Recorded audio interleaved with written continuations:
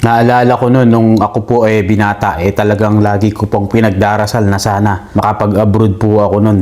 Talaga nga naman linggo-linggo nga po wala po akong mintes kasi simba po noon. So talagang wala po akong idea kung ano nga po ang magiging buhay ko sa abroad noon. Kaya naman lahat ng agency noon sa Maynila talagang ina-applyan ko kahit nung binata pa ako. Talagang nilalakad ko nga mula buong Malate hanggang paikot ng Kalaw na yan dahil nandun po lahat ng agency, halos karamihan. Kaya bawat agency noon na ina-applyan ko talaga nga naman binibigyan ko talaga ng mga resume. Talagang hindi pa siguro yun ang time para sa akin noon sa pag-a-apply ko bilang pagigibang bansa o pagiging OFW. Dahil nga halos karamihan ng mga pinagpasan ko puro sabi sa akin, tatawagan na lang ako. Hindi pa ganong uso nun yung mga online kaya naman puro walk-in pa lang ang application nun. Kaya kaway-kaway dyan sa mga kabayan natin na naglalakad mula Pedro Hill hanggang Kalaw.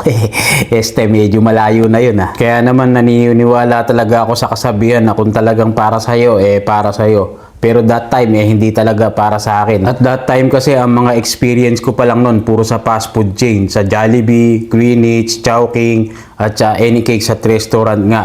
Halos karamihan puro service crew lang ang aking experience. Pero sa mga kitchen naman po yun ang mga naging station ko. Fryman, grillman, noodles, sa mga pasta, mga ganyan. Alam niyo naman sa mga fast food chain sa atin kung saan station ka napupunta. Kaya yun ang mga experience ko po ng mga panahon na yun. Basta more on kitchen po yun. Kaya naman nung nagtrabaho ulit ako sa isang restaurant po sa amin sa Nueva Ecija, ayun, nagtrabaho ako doon bilang service crew na naman. At na-assign nga ako doon, naging dishwasher po ako doon. Grabe ang mga hugasan namin ng plato ron. Naalala ko nga nun talagang nagdi-dishwasher po ako nun. Dumudugo yung kamay ko nun. Grabe hugasan namin mga kawali nun. Ang lalaki. Tapos may mga sizzling plate pa na maiinit. Talagang dudugo ang kamay mo kasi nga laging babad sa tubig na sabon na may chemical pa. Kaya pagka kaunting sundot lang talaga nga naman dudugo yung palad mo. Nung nagdi-dishwasher ako doon lalagyan ko nga ng tape at gloves Grabe nga ang hugasan namin nun. Shoutout sa mga kasama kong dishwasher nun. Grabe yung naging experience natin nun. Madugo yun.